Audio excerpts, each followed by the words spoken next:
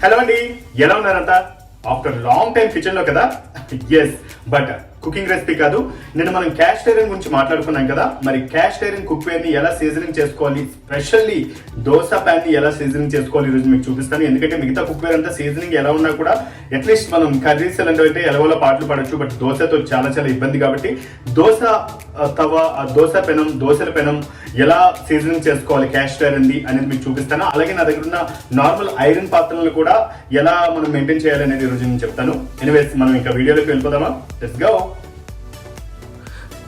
చూస్తున్నారు కదండి, నిన్న మీకు చూపించాను కదా నేను ప్యాన్స్ కొత్తవి తీసుకొచ్చారని చెప్పేసి, దోశ తవ అండ్ గుంత పునుగులు వేసుకునేది. అలాగే వాటితో పాటు నా దగ్గర మరో 2 ఇవి క్యాస్ట్ ఐరన్ కాదు, ఓన్లీ ఐరన్తో చేసిన కడాయిలు ఉన్నాయన్నమాట, కొత్తవే, బట్ ఇంతవరకు వాడలేదు అవి. సో వాటిని కూడా క్లీన్ చేద్దామని చెప్పేసి పెడుతున్నాను. ఫస్ట్ ఆఫ్ ఆల్ అయితే వీటికి మనకి కొంచెం గ్రీజ్ లాగా, ఇవి తుప్పు పట్టకుండా ఉండేలాగా ఒక పౌడర్ లాంటిది అప్లై చేసి ఉంచుతారండి. ఎందుకంటే వాళ్ళ దగ్గర ఇయర్స్ ఇవి అలాగే స్టోరేజ్లో ఉండాలి కాబట్టి వాళ్ళు ఉంచుతారు అలా. వాటిని మనం ఏంటంటే బాగా క్లీన్ చేసుకోవాలి సోప్తో. వీలైతే నేను టైం ల్యాబ్స్లో చూపిస్తున్నాను కానీ 2-3 టైమ్స్ బాగా వాష్ చేసుకోవాలి. బాగా వాష్ చేసుకున్న తర్వాత చూసారు కదా, దోశ పెనాన్ని కూడా మనం బాగా వాష్ చేసుకోవాలి. చేసుకున్న తర్వాత స్టవ్ వెలిగించి, నేను ఫస్ట్ దోశ పెనం మాత్రమే చూపిస్తున్నాను ఎందుకంటే అదే కొంచెం క్రూషియల్ కాబట్టి.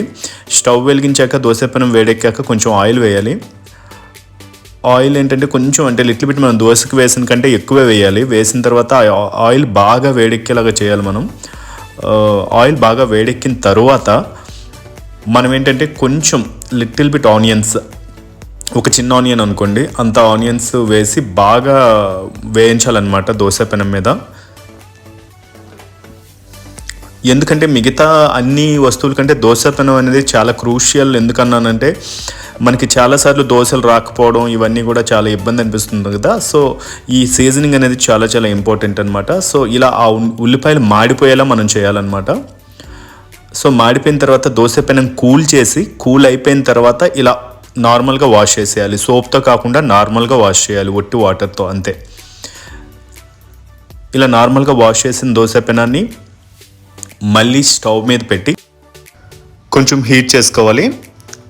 హీట్ అయిన తర్వాత అంటే ఏంటంటే మనం కడిగిన తడి ఉంది కదా, అది ఆరిపోయేంత వరకు హీట్ చేసుకున్న తర్వాత కొంచెం టిష్యూతో మనం ఆ తడి అంతా పోయేలాగా తుడిచేసి, దీని మీద ఏంటంటే మనం కొంచెం ఆయిల్ వేసి మొత్తం అప్లై చేసేయాలండి. దోశ పెనం మొత్తం అప్లై చేసేయాలి. ఎందుకంటే ఇది cast iron or iron dosa పెనాలు ఏంటంటే ఆయిల్ అప్లై చేయకపోతే తుప్పు పట్టేస్తాయి అన్నమాట. ఆ తుప్పు వల్ల మనకి నెక్స్ట్ డేకి కొంచెం చిరాగ్గా ఉంటుంది. సో ఇలా ఆయిల్ అప్లై చేసేయాలి. సో చూసారు కదా, గుంత పునుగుల పెనానికి కూడా నేను సేమ్ అదే ప్రాసెస్ ఫాలో అయ్యాను. అండ్ నెక్స్ట్ డే అనమాట ఆయిల్ అప్లై చేసి అలా వదిలేసిన తర్వాత నెక్స్ట్ డే ఒక ఆనియన్, మనం జనరల్ దోశలు ఎలా చేస్తామో అలాగే ఆయిల్ వేసి ఆనియన్ కొంచెం పూసిన తర్వాత ఫస్ట్ దోశ ఇది కొంచెం చిన్న దోశ వేసుకోవాలి. ఎందుకంటే ఫస్ట్ దోశ అబ్వియస్లీ బాగా రాదన్న విషయం మన అందరికీ తెలిసిందే. సో ఈ ఫస్ట్ దోశ ఏంటంటే మనం కొంచెం చిన్న దోశ వేసుకోవాలి.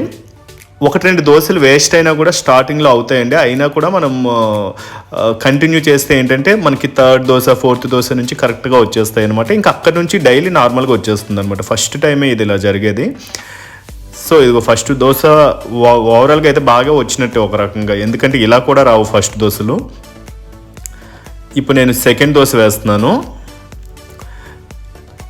సో ఈ ఇనప దోశ పెనం మీద చేసిన దోశల టేస్ట్ చాలా చాలా బాగుంటుందండి, జనరల్గా మనకి నాన్ స్టిక్ ప్యాన్స్ మీద చేసిన వాటికంటే. సో సెకండ్ దోశ ఇంకా కొంచెం పెద్దది వేసుకున్నాను అనమాట, బాగా స్ప్రెడ్ చేశాను. వచ్చేస్తుందని చిన్న నమ్మకం కుదిరింది కాబట్టి స్ప్రెడ్ చేయొచ్చు మనం. సో దీని మీద నేను ఆనియన్స్ వేసుకున్నాను, ఎందుకంటే నాకు ఆనియన్ దోశ చాలా ఇష్టం కాబట్టి. సో చూసారు కదా, దోశ చక్కగా వచ్చేసింది. అదన్నమాట, సింపుల్ బట్ కొంచెం మెయింటైన్ చేసుకోవాలంతే. తినడానికి రెడీ. ఎస్, అలాగే దోశ అయిపోయిన తర్వాత వేడిగా ఉన్న దోశల పెనాన్ని తీసుకెళ్ళి చన్నీటి కింద పెట్టడం కానీ అప్పుడే సోప్తో వాష్ చేయడం కానీ చేయకూడదండి. జస్ట్ నార్మల్గా క్లీన్ చేసేయాలి. ఒక టిష్యూ పేపర్ తీసుకుని మొత్తం తుడిచేసిన తర్వాత మళ్ళీ రేపు మార్నింగ్ మనం దోశలు వేసుకున్నప్పుడు ఒక్క చన్నీటితో మాత్రమే క్లీన్ చేయాలన్నమాట, అంటే సోప్తో క్లీన్ చేయకూడదు. అలా చేస్తే ఈ నాన్ స్టిక్ నేచర్ పోతుంది.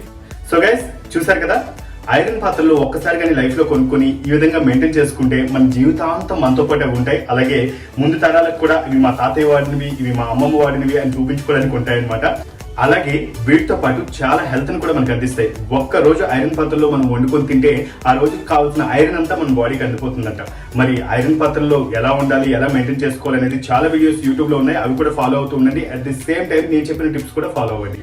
Anyways, this is your when you're watching me on Venu Bro YouTube channel. Please like and share my videos and subscribe my channel. Bye bye.